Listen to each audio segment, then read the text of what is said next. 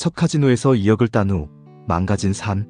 하루하루 삶과 죽음의 경계에서 끊임없이 흔들리고 고민하며 살아가는 저는 지금 이 순간에도 도박 중독자의 삶을 벗어나지 못한 채 고통을 안고 있습니다.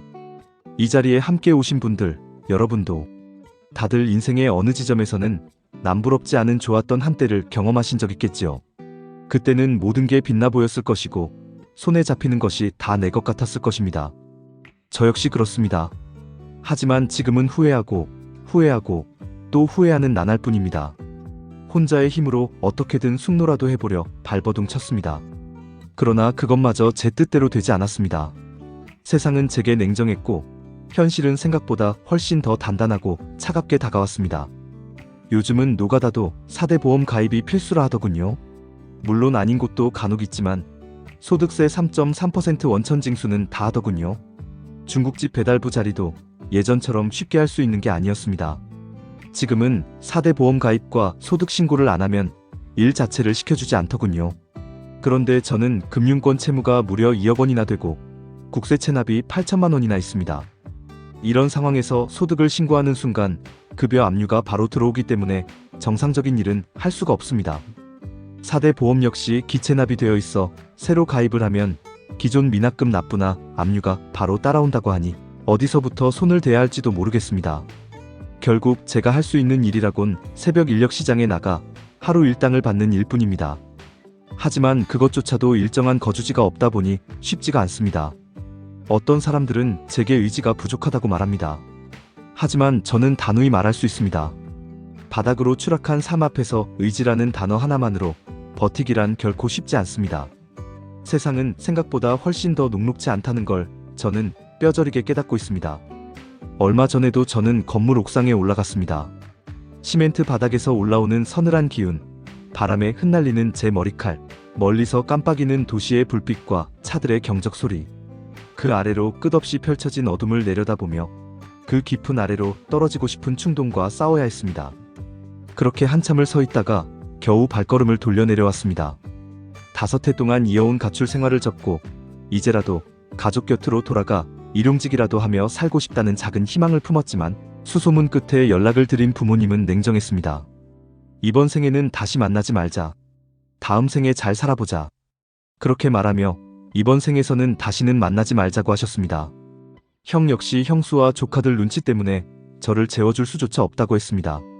결국 저는 후회만 남은 삶을 되돌아보다 도박의 유혹을 끝내 이기지 못한 제 이야기를 이렇게 적어봅니다. 제 나이 이제 39. 그러나 이 모든 비극의 시작은 제가 25살이던 그때 모나코의 몬테카를로 카지노에서 비롯되었습니다.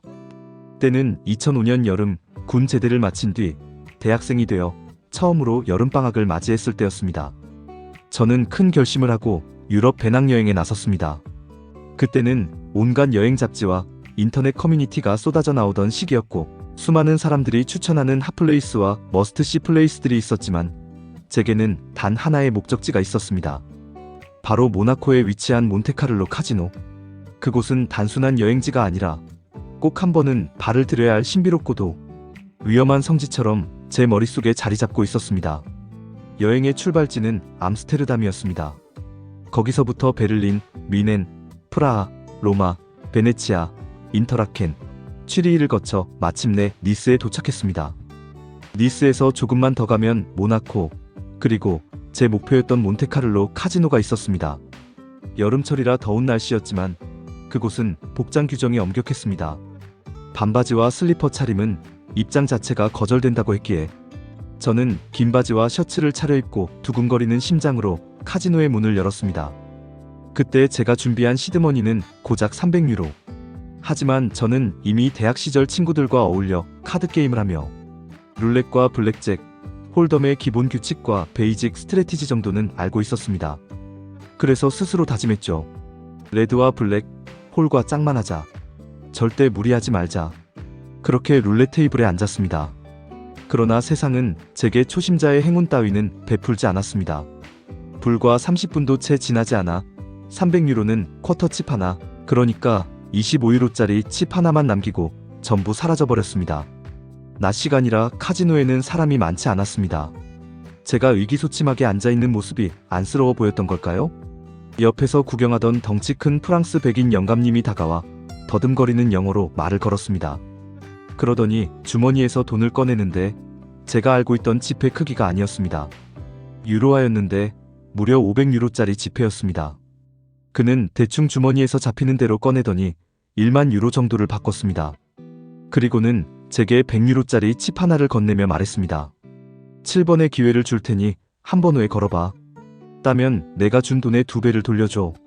그 알 수 없는 호의가 낯설었지만 어차피 공돈으로 베팅을 하게 해준다니 고맙다는 인사를 하고는 번호를 바꿔가며 4번째 시도를 했습니다. 도저히 맞을 것 같지 않았던 번호에 구슬이 떨어지는 순간 제 눈앞에서 3,600유로가 쏟아졌습니다. 저는 그 영감님께 400유로를 빌려 800유로로 갚고도 2,800유로가 남았습니다. 가슴은 터질 듯 뛰었고 순간적으로 하늘을 나는 것 같은 기분이 들었습니다. 그러나 기적은 거기서 끝나지 않았습니다. 이전 베팅 후 저는 배당금만 챙기고 깜빡하고 베팅칩 100유로를 그대로 두었는데 그 번호에 또다시 구슬이 떨어졌습니다. 딜러는 제 앞에 3,500유로를 더 밀어주었습니다. 그 순간 저는 순식간에 6,300유로를 손에 쥐었습니다. 머릿속에서 도파민이 쏟아져 나오며 온몸이 전율했습니다. 이게 바로 초심자의 행운인가 싶었습니다. 영감님은 제 어깨를 두드리며 럭키 가이라고 축하해줬고 그 치켜세움은 제 자신감을 끝없이 부풀려 주었습니다. 당시 환율로 계산하면 약 900만원. 학생 신분으로는 도저히 가질 수 없는 큰돈이었지만 눈앞의 칩은 현금이 아니라 단순한 칩이었기에 현실감은 사라지고 그저 평온함만 밀려왔습니다. 영감님은 다시 물었습니다. 홀덤할 줄 아나? 저는 친구들과 가끔 해봤다 대답했고 그는 친구들이 올 시간이 됐다며 같이 놀자 했습니다. 그리고는 저를 일반인은 들어갈 수조차 없다는 몬테카를로 유러피안 VIP룸으로 데리고 갔습니다. VIP룸에 들어서는 순간 공기의 밀도가 달랐습니다. 천장에는 거대한 샹들리에가 걸려 있었고 은은한 조명 아래에는 보석처럼 빛나는 칩들이 수북이 쌓여 있었습니다. 그 공간은 단순한 게임장이 아니라 인간의 욕망이 그대로 집약된 무대 같았습니다. 테이블마다 앉아있는 사람들은 하나같이 여유로운 미소를 띠며 잔을 기울이고 있었는데 그들의 손끝에 오가는 돈은 저 같은 대학생의 인생 몇 년치를 단숨에 삼켜버릴 만한 액수였습니다. 저는 본전 300유로만 따로 빼고 6,000유로를 들고 자리에 앉았습니다. 처음 보는 동양 청년이 자리에 앉자 다들 호기심 어린 시선을 보냈습니다. 별다른 욕심은 없어 보였고 마치 여름휴가를 즐기며 친구들과 시간을 보내는 것 같은 분위기의 사람들이었습니다. 그런데 이상하게도 제 칩은 점점 불어나기 시작했습니다. 처음엔 1만, 그 다음은 2만, 어느새 3만, 마침내 4만 유로가 제 앞에 쌓였습니다. 하나로 환산하면 6천만 원이 넘는 돈이었고 제 손에는 1만 유로짜리 칩이 4개나 쥐어져 있었습니다. 그날 밤 저는 니스의 3성급 호텔을 나와 몬테카를로 호텔로 들어갔습니다. VIP룸 매니저는 흔쾌히 방을 잡아줄 수 있다 했고 영감님은 자신이 이곳 VVIP라서 가능하다며 웃었습니다. 꿈같은 시간이 흘러갔습니다. VIP룸에서 함께 게임했던 사람들과 고급 레스토랑에 앉아 에스카르고, 푸아그라, 샤토브리앙 같은 요리를 즐겼습니다. 태어나서 처음 맛보는 호화로움은 제 온몸을 마비시켰습니다. 그때 이미 저는 카지노라는 달콤한 환상에 깊이 빠져들고 있었습니다. 식사를 마치고 짐을 가지러 니스로 다녀오겠다 하니 영감님은 요트를 타고 가자고 했습니다. 몬테카를로 항해 정박된 그의 요트는 거대한 성 같았습니다. 갑판 위에서는 수많은 일꾼들이 광을 내며 분주히 움직이고 있었고 저는 그 장면을 보며 소름이 돋았습니다. 이 사람이 대체 누구길래 마피아인가 재벌인가. 하지만 그 모든 궁금증은 곧 사라졌습니다. 요트는 순식간에 니스 항구로 데려다 주었고 저는 하룻밤 묵었던 호텔을 체크아웃하며 객실 직원의 질문을 대충 웃음으로 넘기고 나왔습니다. 주머니에는 무려 4만 유로, 한국 돈 6천만 원이 들어있었습니다. 돈이라는 것이 이렇게도 사람을 기분 좋게 만들 수 있다는 사실에 제 마음은 붕 떠 있었습니다. 다시 몬테카를로로 돌아오는 길, 저는 영감님에게 정중히 물었습니다. 도대체 어떤 일을 하시는 분입니까? 그는 웃으며 말했습니다. 농부야. 하지만 그 뒤에 이어진 이야기는 충격 그 자체였습니다. 자신이 소유한 농지만 무려 1만 헥타르, 와이너리도 여러 개 가지고 있다고 했습니다. 아내는 쇼핑과 마사지로 바쁘고 자신은 그냥저냥 시간을 보내러 카지노에 왔다는 것이었습니다. 그 말을 듣는 순간 저는 이 세상에는 정말 제가 상상도 못하는 부의 세계가 존재한다는 걸 절감했습니다. 그날 밤 몬테카를로 호텔 객실에 누워 금고 안에 든 돈을 확인했습니다. 300유로로 시작해 다 잃고 25유로 하나 남았다가 영감님의 도움으로 6,300유로가 되었고 홀덤에서 4만 유로를 벌고 팁도 주고 저녁도 사고 결국 남은 돈은 약 4만 5천 유로. 하나로 6,7천만 원에 해당하는 큰 돈이었습니다. 눈을 감으니 천장에 카드들이 떠다녔고 심장은 두근거려 잠이 오지 않았습니다. 푼토방코, 블랙잭 원래 시드머니가 부족해 시도조차 못했던 게임들이 머릿속을 스쳐 지나갔습니다. 이제 돈이 넉넉하니 마음껏 해보고 싶다는 충동이 거세게 밀려왔습니다. 저는 결국 스스로 타협했습니다. 1,000유로만 들고 내려가자. 나머지는 안전금고에 넣어두고. 그렇게 결심한 뒤 블랙잭 테이블에 앉았습니다. 앵커 자리에 앉자 주위 사람들의 표정이 굳어졌습니다. 나중에 알았지만 불슈 상황에서 동양인 초짜가 앵커 자리를 차지하면 판을 망칠 수 있다고 여겨지는 자리였던 겁니다. 하지만 저는 베이직 스트래티지만 알고 있었기에 어쩌면 가장 잘 어울렸을지도 모릅니다. 첫 판부터 구 2장이 들어왔습니다. 딜러는 8을 들고 있었고 저는 스플릿2 더블을 선택했습니다. 기적처럼 21 2개가 완성됐습니다. 가볍게 100유로를 이기며 시작된 게임은 스트레이트로 78판을 연속 승리로 이어갔습니다. 금세 시드머니는 2배가 되었습니다. 기세를 몰아 이번엔 푼토방코, 그러니까 바카라 테이블로 자리를 옮겼습니다. 포지티브 마틴 전략이 순식간에 통했고 시드는 어느새 5,000유로로 불어났습니다.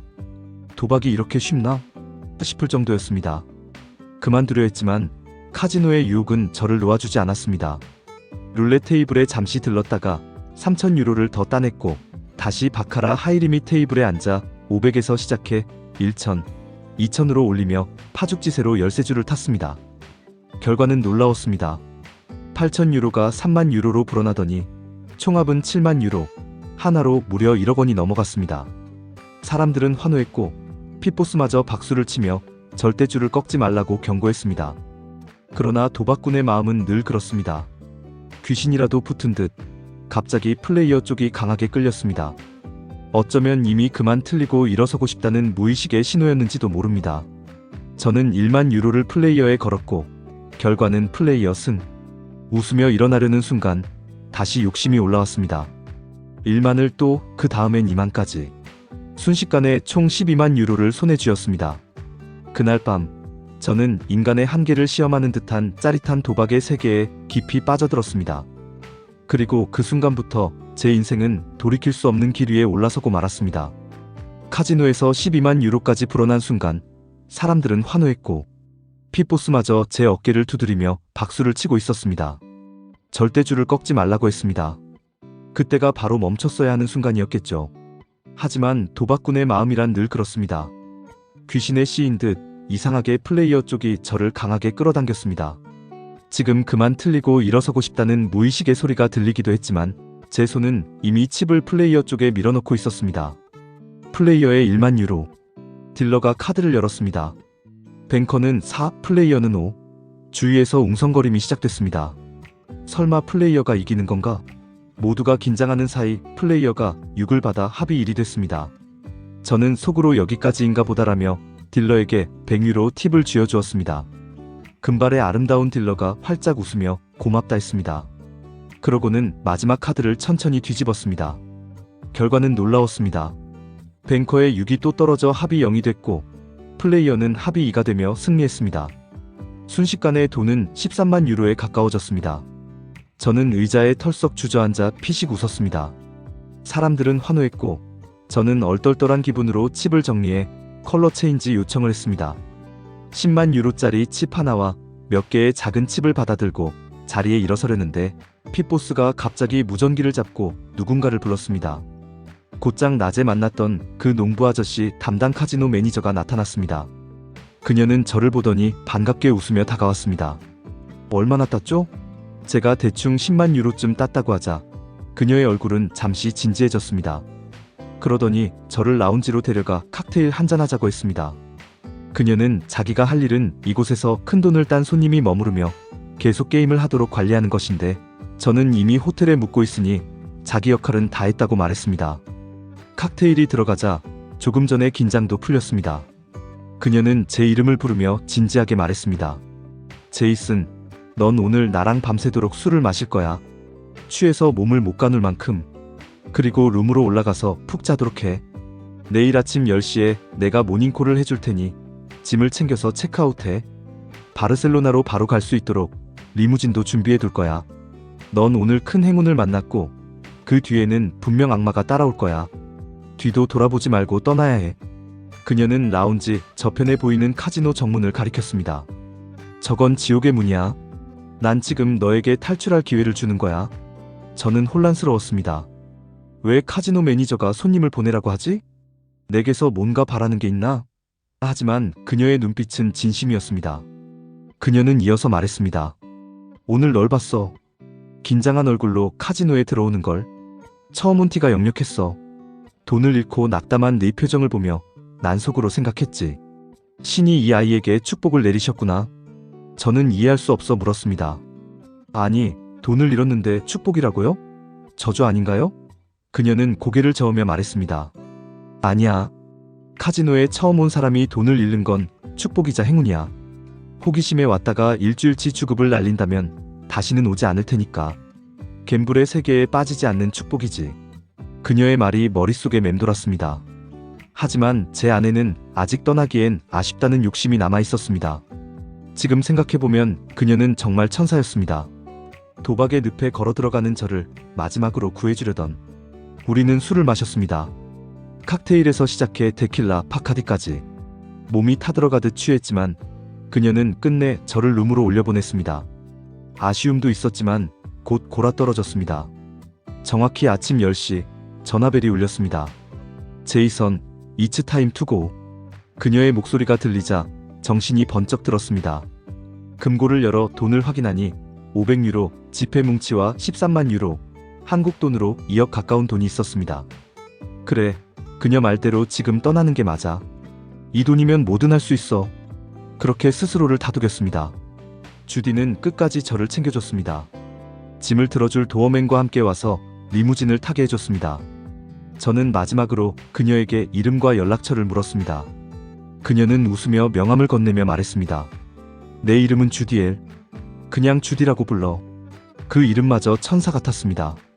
저는 500유로 2장을 건네며 이건 너의 호의에 대한 내 보답이야 라고 했고, 그녀는 웃으며 받았습니다. 그리고는 마지막 농담을 던졌습니다. 리무진 비용은 별도라는 거 알지? 우리는 함께 웃었고 저는 리무진에 올랐습니다.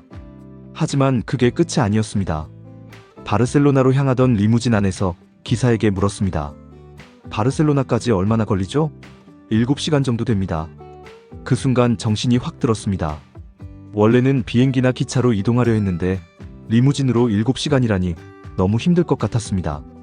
심심하기도 했고 급히 방향을 틀어 니스 공항으로 향했습니다. 하지만 여름 성수기라 표가 없었습니다. 결국 다음날 빈 좌석 하나를 찾아 예약했고 하루를 더 묵어야 했습니다. 그런데 호텔은 전부 만실. 저는 결국 다시 몬테카를로로 돌아갔습니다. 주디는 실망한 표정으로 저를 맞았습니다. 왜 돌아온 거야? 리무진에 올라탄 그 순간이 내 인생 최대의 행운이었어. 저는 변명하듯 말했습니다. 7시간은 너무 길어서요. 내일 비행기표를 예매했어요. 게다가 농부 아저씨께 인사도 못 드렸고 주디는 알았다며 카지노에는 얼씬도 하지 말라고 단호히 말했습니다. 그날 오후 3시 저는 농부 아저씨를 다시 만났습니다. 그는 반갑게 맞으며 주디에게 얘기 들었어. 크게 땄다며? 라며 웃었습니다. 저는 감사 인사를 전하며 선물을 하고 싶다고 했습니다. 그러나 그는 고개를 저으며 선물은 됐고 오늘 저녁 선상 파티를 할 건데 다들 나이도 있고 심심할까봐 고민 중이야 라고 했습니다. 저는 순간 떠올랐습니다. 한국인 친구들을 초대해도 될까요? 한국인 관광객이 많거든요. 그는 흔쾌히 허락했습니다. 저는 곧 니스로 달려가 해변에서 만난 한국인 여행객들을 초대했습니다. 파티는 성대하게 열렸습니다. 최고급 요리와 와인, 샴페인, 음악, 그리고 화려한 불빛. 저는 마치 세상의 중심에 선 듯한 기분이었습니다. 그리고 그날 밤 제가 가장 끌리던 여성과 뜨거운 밤을 보냈습니다. 다음 날 우리는 함께 짐을 챙기며 앞으로의 여정을 같이 하기로 했습니다. 런던까지 이어지는 2주의 여행 동안 저는 가진 돈을 펑펑 썼습니다. 5성급 호텔, 미슐랭 레스토랑, 리무진. 그 모든 게 제 손에 들어온 돈 덕분에 가능했습니다. 하지만 문제는 돈에 대한 감각이 완전히 무뎌졌다는 겁니다. 불과 2주 만에 4만 유로, 한국 돈으로 6천만 원을 써버렸습니다. 런던에서 저는 그녀에게 제안을 했습니다. 내년 초 런던으로 유학을 오자. 같이 준비하자. 그녀는 잠시 망설였지만 싫지 않은 눈치였습니다. 하지만 현실은 달랐습니다. 그녀의 집안은 평범한 교사 가정. 특별한 목적 없이 유학을 보내줄 만큼 여유롭지 않았습니다. 그녀 자신도 직장을 그만두고 여행을 온 상황이라 큰 돈을 모아두지도 못했을 겁니다. 결국 우리는 고민을 미뤄두고 남은 기간 더 많은 추억을 쌓기로 했습니다. 여행 마지막 날, 저는 마지막으로 큰 결심을 했습니다. 리츠 호텔의 카지노, 리츠 클럽으로 내려가 마지막으로 판을 벌려보기로 한 겁니다. 몇 년은 걱정 없이 둘이서 유학 생활을 할 만큼만 벌자. 단순하고도 위험한 발상이었습니다. 하지만 결과는 참혹했습니다. 블랙잭에서 조금씩 잃고 따고를 반복하던 중 바카라 테이블에서 백인 2명이 들어왔습니다. 그들은 제 반대편에서 끊임없이 반대로 베팅했고 승률은 급격히 떨어졌습니다. 멘탈이 흔들린 저는 무리한 베팅을 반복했고 결국 모든 돈을 잃고 말았습니다. 남은 건 그녀가 내민 2,800파운드 뿐이었습니다. 너 덕분에 여행이 편했고 즐거웠어. 이 정도 돈은 괜찮아. 그녀는 저를 위로하며 돈을 내밀었지만 그마저도 몇 분 만에 사라졌습니다. 그녀의 눈가에 눈물이 맺혔습니다.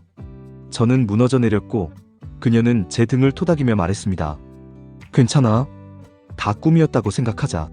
난 네가 평범한 대학생인 게 더 좋아. 하지만 저는 끝내 멈추지 못했습니다. 어머니가 여행 경비로 주신 카드를 꺼내 새벽 리츠 클럽으로 다시 내려갔습니다. 600파운드씩 3번, 총 1,800파운드를 찾아 1,700을 들고 테이블에 앉았습니다. 마음속에는 오직 한 생각뿐이었습니다.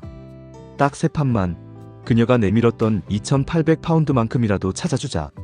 첫 판 승 3,400, 둘째 판 승 6,800, 마지막 판을 앞두고 고민했습니다.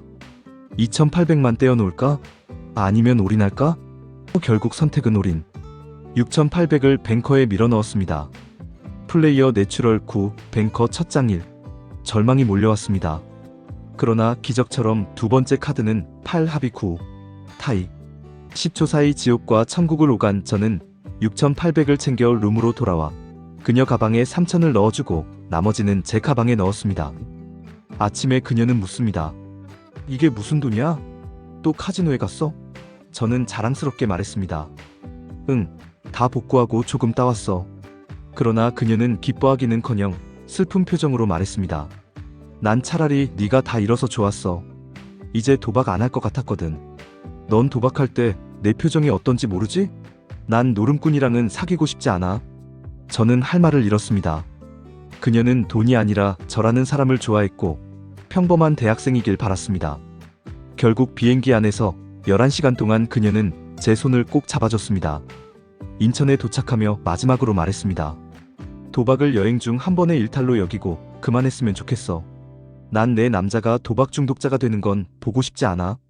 그게 저의 첫 번째 단도 결심이었습니다. 그리고 지금 저는 자주 생각합니다. 만약 그때 정말 도박을 끊었다면 그 현명하고 아름답고 저를 아껴줬던 그녀와 결혼해 다른 삶을 살고 있지 않았을까 하고요.